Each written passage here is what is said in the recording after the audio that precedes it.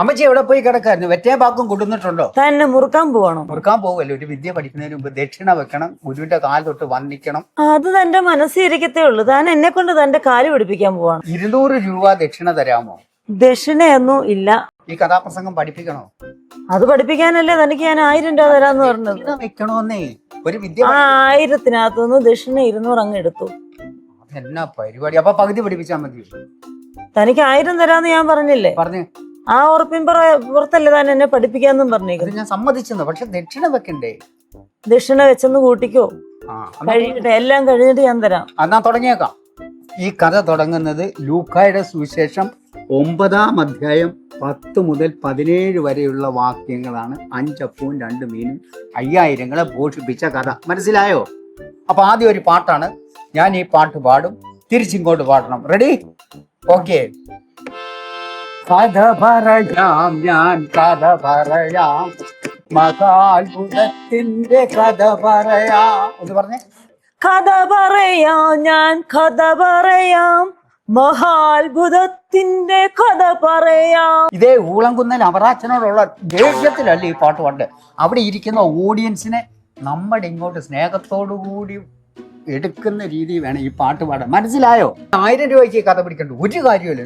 10000 രൂപയ്ക്ക് പിടിച്ചാൽ പോലും എനിക്കിത് മുതലാകില്ല. ഈ തള്ളേനെയൊക്കെ എങ്ങനെ പഠിപ്പിച്ചെടുക്കും ദൈവമേ. കൈമാറ്റി പോ.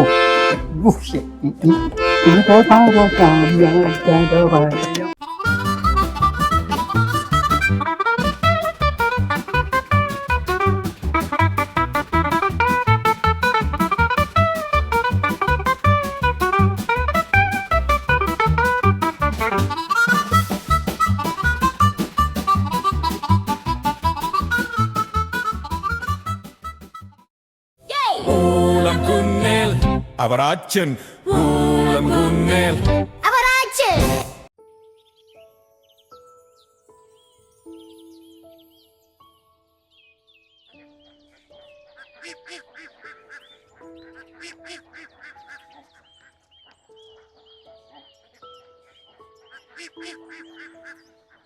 ആൻസിയുടെ വീട്ടിൽ ചെന്നിട്ട് അടങ്ങി ഒതുങ്ങി നിന്നോണം. അല്ലാതെ അവിടെ ചെന്നിട്ട് അവനോട് ഓരോന്നും പോരുണ്ടാക്കിയിട്ട് അവന്റെ കുറ്റവും അവിടെ നോക്കി ഇവിടെ നോക്കി ഓരോന്നും പറഞ്ഞ് പിന്നെ അവൻ എന്നെ വിളിച്ച് ഓരോന്നും പറയരുത്.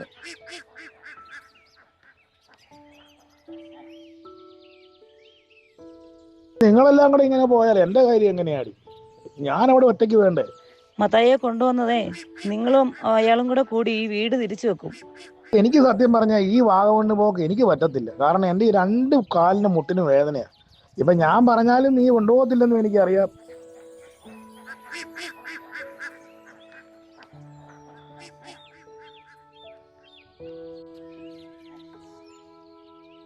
വാസുവേ, ഞങ്ങള് പള്ളിയിൽ പോയതാ. എന്നാട് വല്ലതും കിട്ടുന്നുണ്ടോ? മീൻ വല്ലോ? വാസേ, മക്കളൊക്കെ എന്നാ സുഖമായിട്ടിരിക്കുന്നു? നല്ലൊരു ഞായറാഴ്ച ആയിട്ട് ഇറച്ചിയും മേടിച്ച് കൂട്ടാണല്ലോ. നീ ഈ പാടത്ത് വന്ന് ഈ ചൂണ്ടയായിട്ടിരിക്കുക. നിന്റെ ആ പഴയ സ്വഭാവം ഇപ്പോഴും മാറിയിട്ടില്ല. ഏതാ ഞങ്ങള് പോയേക്കുവാ. മക്കളെയൊക്കെ തിരക്കിയെന്ന് പറയാം.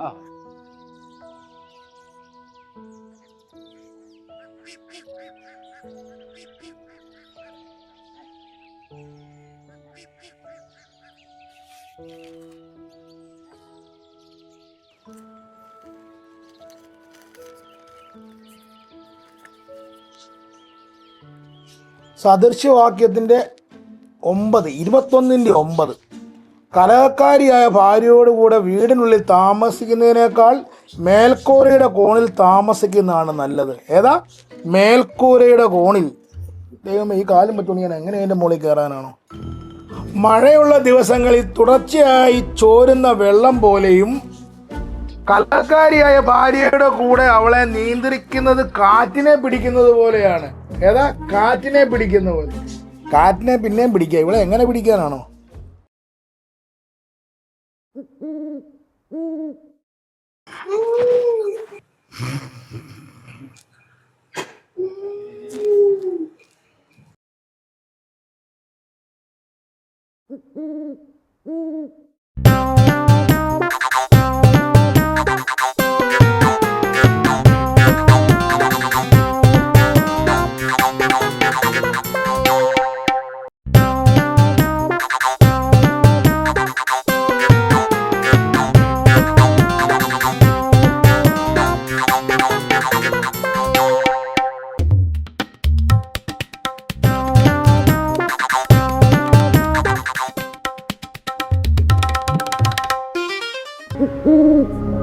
അച്ചായോ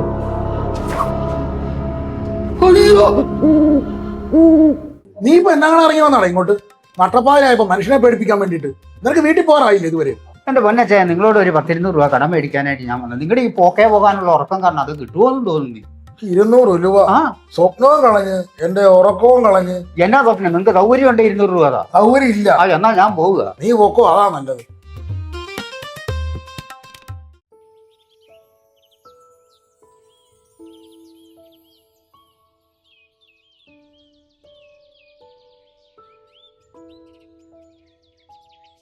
എടാ ജോക്കുട്ടാ, അമ്മ എന്തായാലും ഇങ്ങോട്ട് വരുന്നുണ്ട്. നീ അവരോട് അതൊന്നും പറയാൻ നിൽക്കണ്ട. ഒന്നാമത് എന്തെങ്കിലും പറഞ്ഞു കഴിഞ്ഞാൽ പിന്നെ മനുഷ്യന് സ്വസ്ഥത തരികയാണ്. എന്റെ പൊന്നെ ഏട്ടാ, ഞാനിതെല്ലാം മൈൻഡ് ചെയ്യും. അവിടെ കിടന്ന് കുറച്ചു നേരം ചലിച്ചിട്ടങ്ങ് നിർത്തിക്കൊള്ളു. അല്ല, ഈ പറഞ്ഞ പോലെ ജോസ്മോൻ എന്ത് ചെയ്യും? ശരിയാണല്ലോ, അവനിങ്ങനെ നടപ്പുണ്ട് ഇവിടെയൊക്കെ. അമ്മച്ചി വരുന്ന ആ വെപ്രാളത്തില് അവന് പേടിയാന്നാടാ തോന്നുന്നത്. അവൻ കുറച്ചും മുകളിൽ നിൽക്കുന്നുണ്ട് ടെറസില്. അത് ഇപ്പോൾ ഓടി ആ പറമ്പിലോട്ട് പോകുന്നുണ്ട്. അവൻ ഭാര്യ വീട്ടിൽ പോകാന്ന് കള്ളം പറഞ്ഞിട്ടല്ലേ ഇവിടെ വന്ന് നിൽക്കുന്നത്.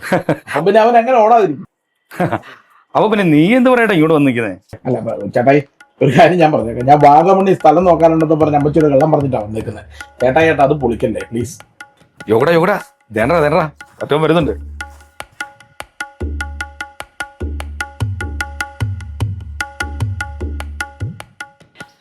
എന്റെ കൈയും കാലും മറിച്ചിട്ട് പാടില്ല.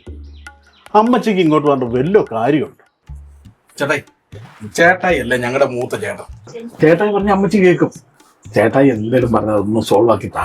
നിങ്ങളുടെ കാര്യം ഞാൻ എങ്ങനെയൊക്കെ പറഞ്ഞ അമ്മച്ചി കൊണ്ട് സമ്മതിപ്പിക്കാം. പക്ഷെ അതല്ല പ്രശ്നം. നമ്മുടെ കുഞ്ഞളിയില്ലേ, അവനോട് നീ പോന്നിട്ടുണ്ട്. ചേട്ടായി കുഞ്ഞളിനെ വിളിച്ചെന്ന് പറയാൻ പറ്റുന്നു അമ്മച്ചി ഇങ്ങോട്ട് വരുന്നുണ്ടെന്നുള്ള കാര്യം.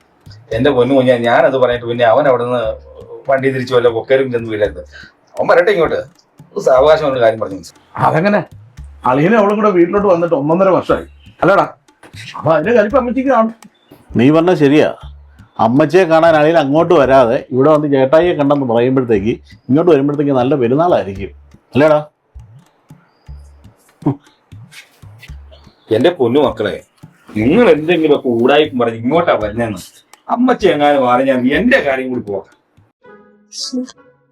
ഈ അമ്മച്ചി എന്തിനാ ഇങ്ങോട്ട് വരുന്നത്? ഞാൻ പേടിയാവോ? അമ്മച്ചിയോട് കള്ളത്തരം പറഞ്ഞിട്ടാണ് ഇങ്ങോട്ട് വന്നതെന്ന് അറിഞ്ഞോണ്ടല്ലോ. പിന്നെ ഞങ്ങൾക്ക് അങ്ങോട്ട് കയറണം. നീ എന്നാ കൊച്ചായി പറയുന്നേ? അമ്മച്ചി ഇങ്ങോട്ട് വരത്തൊന്നുമില്ല. അത് അന്യല്ല, അമ്മച്ചിക്ക് ഇങ്ങോട്ട് വരാനുള്ള വഴിയേ അറിയത്തില്ല. അവരിവിടെയല്ലേ, അമ്മച്ചി വരത്തൊന്നുമില്ല. അങ്ങനെയൊന്നും എന്നാലും അമ്മച്ചി ഇങ്ങോട്ട് വന്നാലും നീ പേടിക്കാതിരിക്കും. വന്നു കഴിയുമ്പോഴല്ലേ. അതിനില്ല, ചേട്ടായി ഇവിടെയുണ്ട്. ചേട്ടായി എല്ലാം പറഞ്ഞത് സോൾവ് ചെയ്തു. നീ വിഷമിക്കാതിരിക്കും. ചേച്ചി പറ കൊച്ചേ. ഞാൻ ചേച്ചിയുടെ ഒരു കാര്യം പറഞ്ഞാൽ ചേച്ചി ആടത്തും പറയുന്നത് പുറത്തിറങ്ങി കഴിഞ്ഞാൽ എനിക്ക് നാണക്കേടാ. ഞാൻ ആരോടും ഇതൊന്നും പറയാൻ പോകുന്നില്ലേ. ഇന്നലെ നമ്മളോട് അമ്മച്ചി വരുമെന്ന് പറഞ്ഞില്ലേ?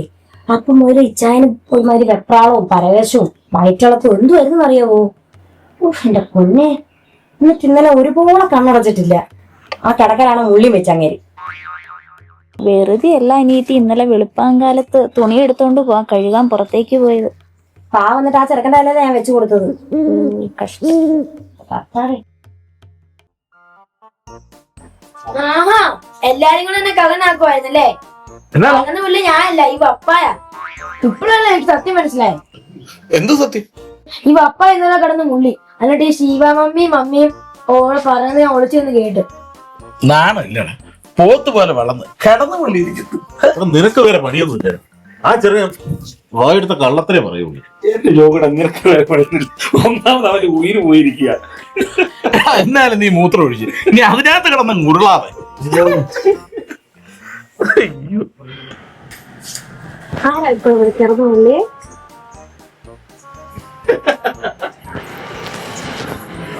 അപ്പാപ്പ എന്തിനാ സങ്കടപ്പെടുന്നു? ഇവരെല്ലാരും കിടന്ന് മുള്ളിട്ടുള്ളതല്ലേ. അപ്പാപ്പി മുള്ളിയിട്ടില്ലേ? പപ്പ കിടന്ന് മുള്ളിയിട്ടില്ലേ? പിന്നെ എന്തിനാ സങ്കടപ്പെടുന്നേ? എന്നാൽ ഈ പ്രായത്തിൽ കിടന്ന് മുള്ളുന്ന കുറച്ച് കടുപ്പം.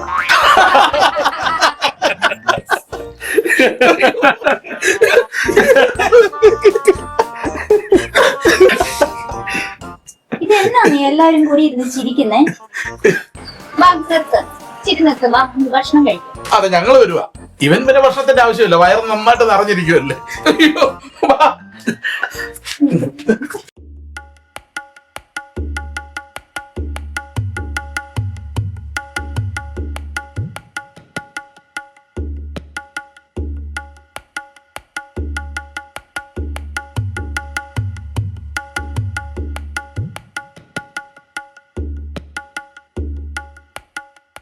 പോ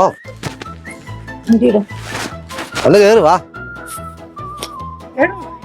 കേറാം